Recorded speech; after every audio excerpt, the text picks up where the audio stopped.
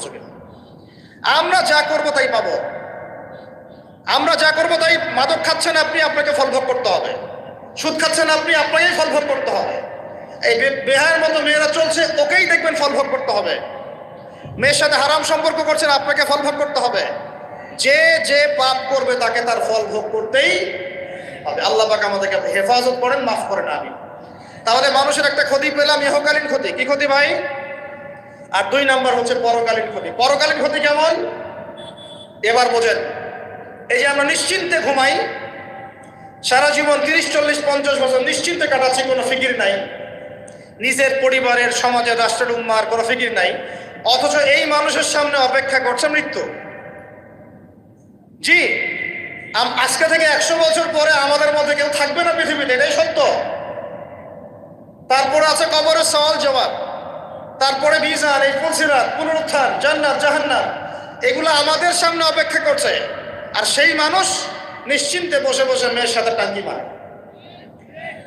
সেই মানুষ বাইক নিয়ে একটা মেয়েকে নিয়ে ঘুরছে।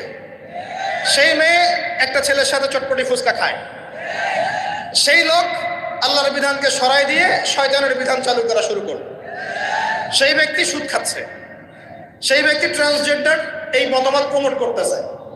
হ্যাঁ, সেই ব্যক্তি শিক্ষার মধ্যে ইসলাম বিদ্বেষী বিষয় ঢুকাই দিল। অথচ এই মানুষের সামনে পরকাল অপেক্ষা করছে। একদম টেনে হিস্ট্রি আল্লাহ পাক সামনে নিয়ে দাঁড় করাবেন, দাঁড় করে জিজ্ঞাসা করবেন। তাহলে আমরা কত অপদার্থ, কত বোকা, আমরা কি বুঝতে পারছি ভাই?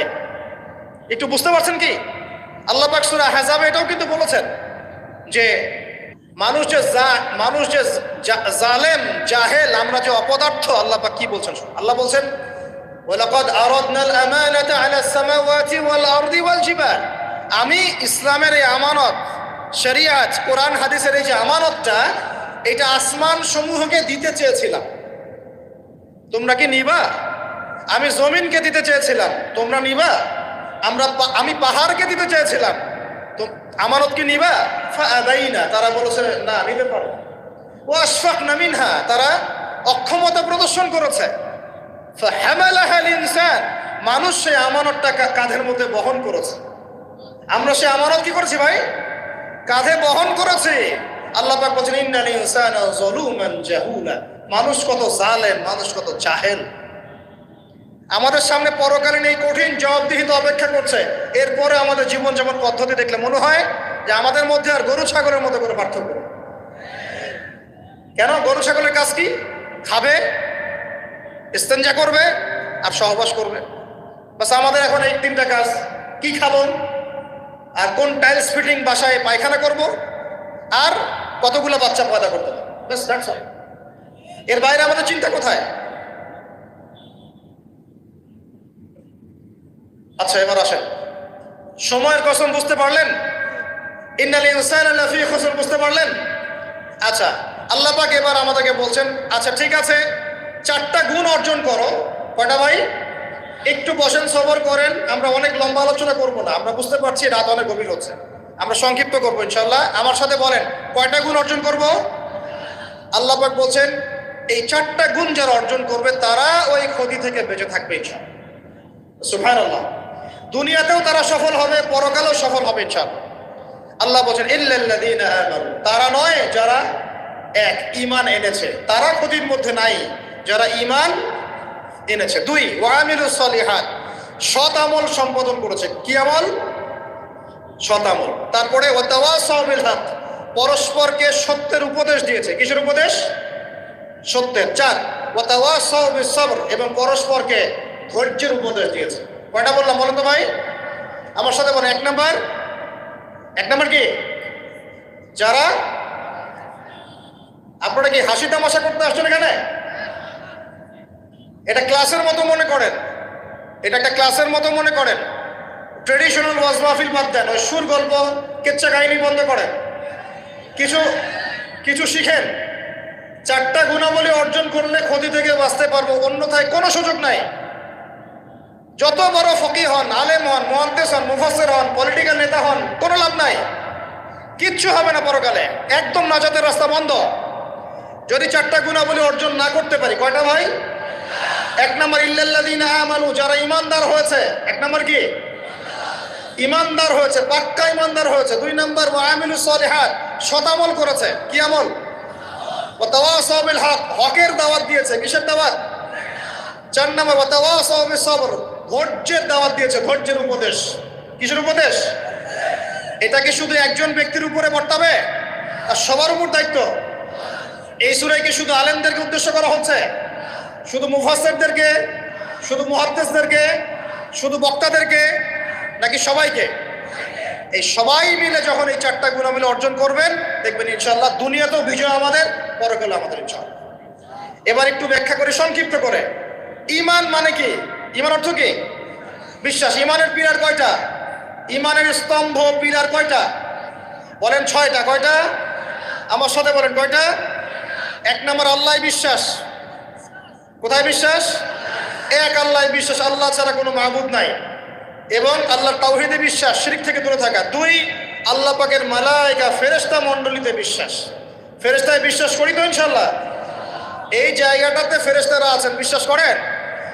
আমাদের দু কাঁধে ফেরেশতা আছেন, বিশ্বাস করেন? আপনি যখন আয়াতুল কুরসি পড়ে ঘুমান, তখন একজন ফেরেশতা আপনাকে পাহারা দেন, বিশ্বাস করেন?